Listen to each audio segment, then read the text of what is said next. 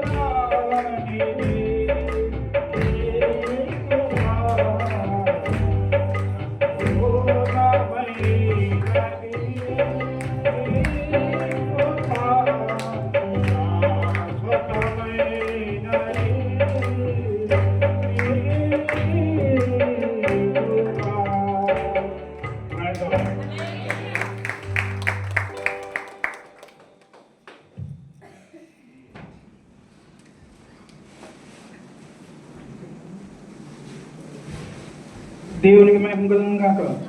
హల్లెలూయా. చక్కపాడువాడు నా జోన్ గారికి నా పరిచయమన్నాలు. ఈ సమయంలో సాక్ష్యాల సమయం అండి.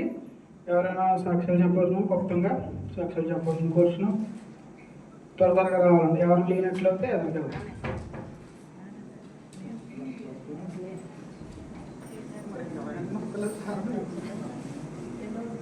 హల్లెలూయా. దేవునికి మహిమ కలిగిన గాక. అందరూ బాగున్నారండి? హల్లెలూయా.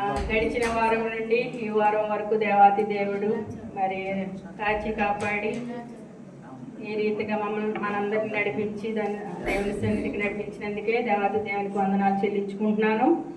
మరి నా సాక్ష్యం ఏంటంటే, మరి నేను మొన్న వారము ప్రార్థన అయిపోయిన తర్వాత చార్లీస్ గారిని కూడా అడిగాను, అయ్యగారు నాకు పని లేదు, పని చూడండి అని.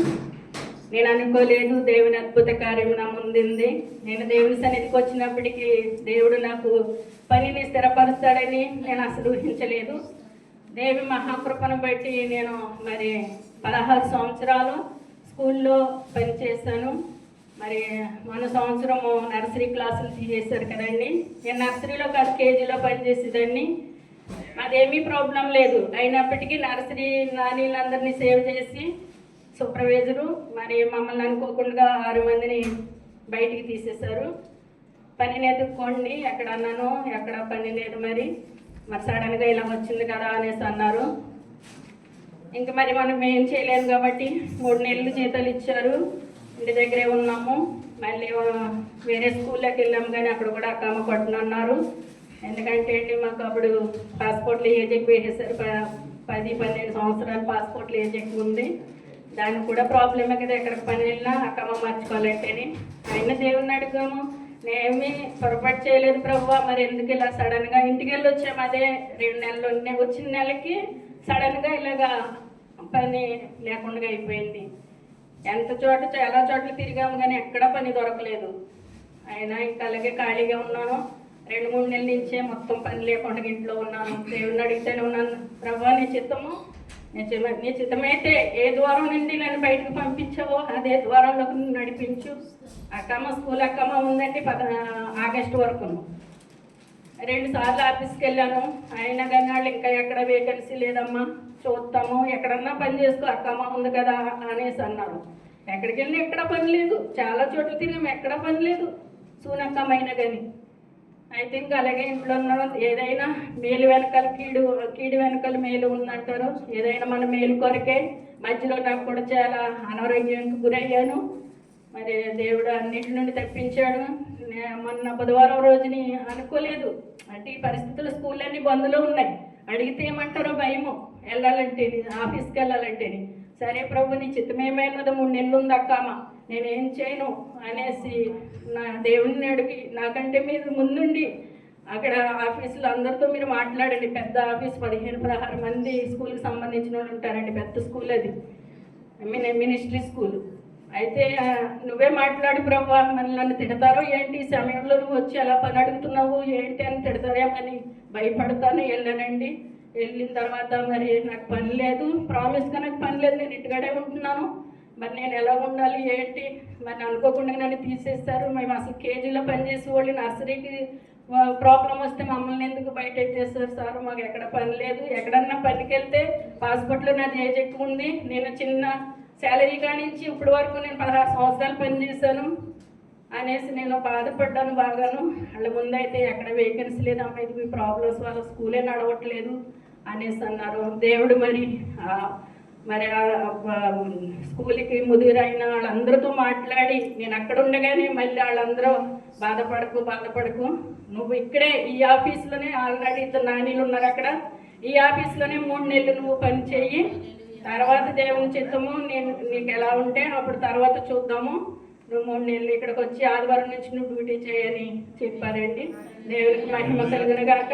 అద్భుత కార్యాలు ఆశ్చర్యకార్యాలు చేసే దేవుడు. అసలు ఊహించలేదు, అనుకోలేదు.